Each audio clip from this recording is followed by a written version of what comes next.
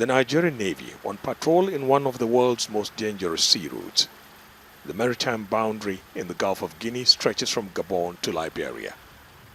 Over the past 20 years, attacks in Nigeria's territorial waters have killed dozens of crew members and cost hundreds of millions of dollars in shipping losses. The attacks also caused a sharp increase in insurance premiums as cargo ships stayed away. The head of Nigeria's Navy says warships spent almost 7,000 more hours at sea last year compared to 2020. This resulted in a significant decline in criminal activities in the nation's maritime domain. The International Maritime Organization reported 47 fewer attacks last year compared to 81 in 2020. That led to Nigeria being removed from the list of nations most at risk. Attacks on this part of the Atlantic were so frequent and daring that it's once known as Pirate Alley. Navy commanders say security is being improved with the deployment of more personnel and hardware to tackle the problem. But despite having increased military presence at sea, experts believe that piracy in the Gulf of Guinea remains a significant threat to the maritime industry. That's a concern, both for seafarers and vessel owners. Before, if you put your ship at 200 nautical miles, you're safe. But now, it is not the case. Okay, they have become very smart. Nigeria reinforced its anti-piracy fight last year by buying new warships, helicopters, drones, and the Falcon Eye maritime surveillance system. With the Falcon Eye, we have the capability to see far, even beyond the 200 nautical miles of our exclusive economic zone, and then we vector any vessel that is committing any maritime infraction. Maritime experts and vessel owners say increased collaboration and joint patrols by neighboring countries in the Gulf of Guinea seems to be working well for now. But because most attacks are in Nigerian waters, the Nigerian government is being urged to do more to keep the seas safe from the pirate threat.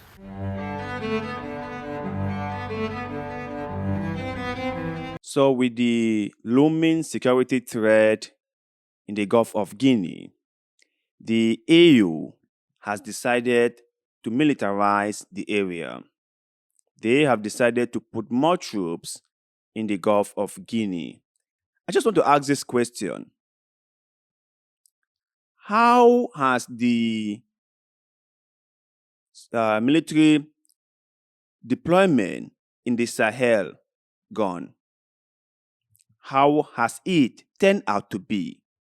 And how much progress was that able to achieve? I'm just asking you guys so that you guys can let me know. Because to the best of my knowledge, that was not something we could consider success. Because France was in the Sahel for over 10 years.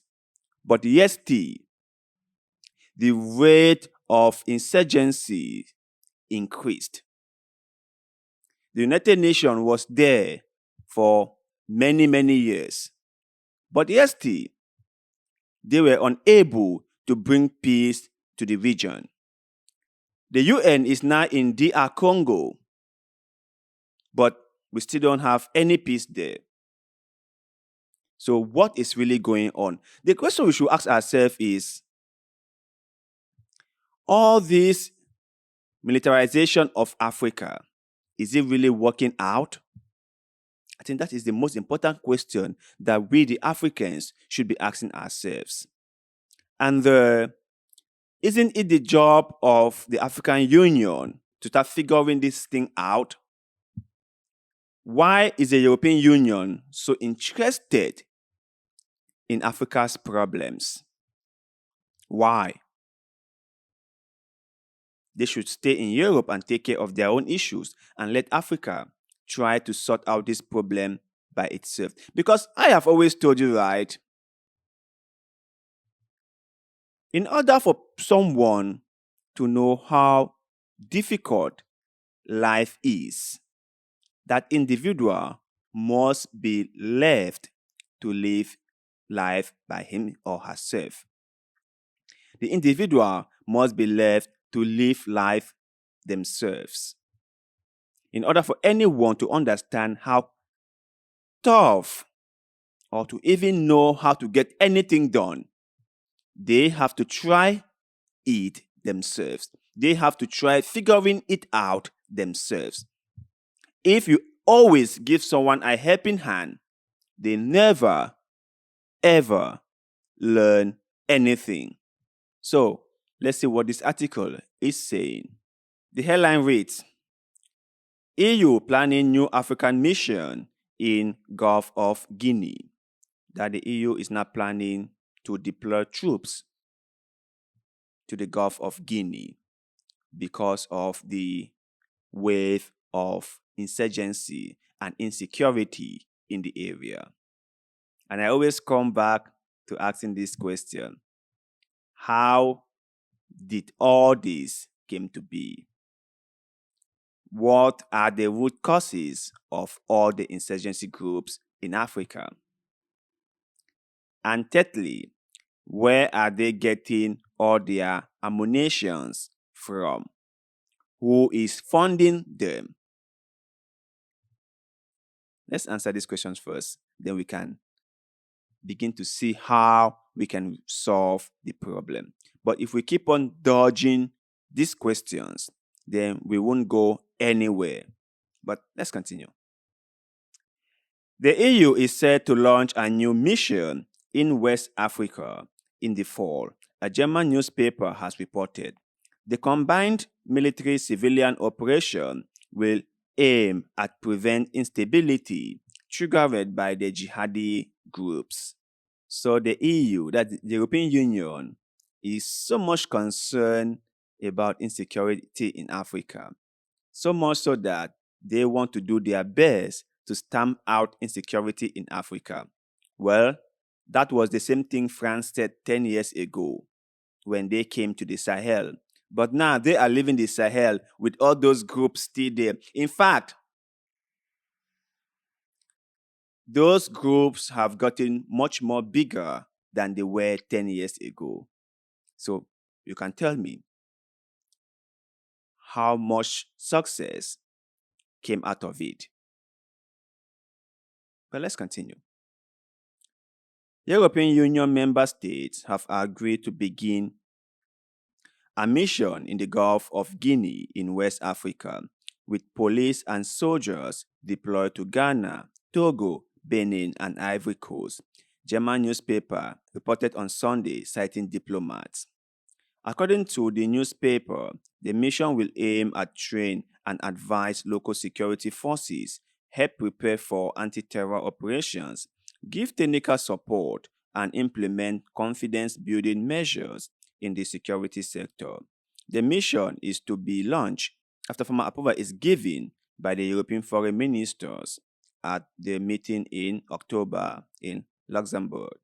The reason behind the planned mission is the EU's concern that Islamic groups could extend their activities in West Africa from the Sahel towards the southern coastal countries on the Gulf of Guinea, leading to even more widespread instability in the region. It looks like these people are predicting what might happen because they are deploying troops and the civilian personnel to these countries in the hope that the jihadist movement might spread into these countries. I think that this is a wake-up call for Africans. Ghana, are you guys paying attention? Togo, are you guys paying attention?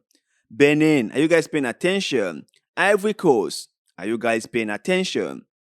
When these people come to your country, they will destabilize it. They will say they are coming to protect you people, but they will turn around and they will set in confusion. Nana Akufo-Addo, you are a wise person. Are you hearing this? Are you letting these people in? This is going to be very, very bad. I believe 5 years from now, we're going to be hearing a different story in the Gulf of Guinea. And you guys are only going there because member states in the Sahel kicked you guys out. And now you guys need somewhere that you guys can be funding whatever activities that you guys are funding. And those countries over there are just like, you're welcome. It's going to be very, very bad. Really, really bad. I hope African leaders are paying attention. Let's continue. Militant activity from extremist groups linked to Islamic State and Al-Qaeda have rocked countries such as Mali, Niger, and Burkina Faso in recent years. Yeah, they have rocked countries like that. But remember, France was there, isn't it? UN was there, isn't it? But yes, they were unable to prevent these groups from carrying out their activities. If they totally failed in the Sahel, what made them so confident that they will succeed in the Gulf of Guinea? If when they came to the Sahel and they were there for many years, and instead of jihadist activities being reduced, it instead increases, how are they sure to prevent it from spreading to the Gulf of Guinea? Let's continue. The EU also wants to counter Russia's influence in the region, which has been spread through Wagner mercenaries who have supported military regimes in the Sahel. Yeah, they just said that. You see, the whole point of them going there is not even about the military, the Islamic groups that might spread to the Gulf of Guinea. The only reason they are going there is to try to counter Russia's influence in the area. And you have to ask yourself this question. If they were really worried about Russia's influence in the Sahel, wouldn't they have done something that would let the people in the Sahel know that the West is on their side? The people in Sahel prefer the Russians because they realized that the Russians were making so much progress than the French and the UN. Can you blame them? Can you really blame them? Let's continue. The situation was further complicated for the EU after Mali kicked out French and German forces that had been training Malian soldiers and police. Benin and Ghana had already officially invited the EU to deploy the mission on their territories, according to the paper. The report comes as several countries in the region have fallen under military government following coups, the latest being on July 26 in Niger. Military junta have also taken power in Mali and Burkina Faso. The fall of Niger to junta control has been especially concerning as it has been a key ally to Western powers operating through the region. Yeah, you guys are concerned because your interest is now being curtailed. Your puppet, Mohamed Bazoum, has been taken out, and you guys are now being worried. If any of you, my fellow Africans, ever thought that the European Union was in Africa for your interest, then I guess you are mistaken.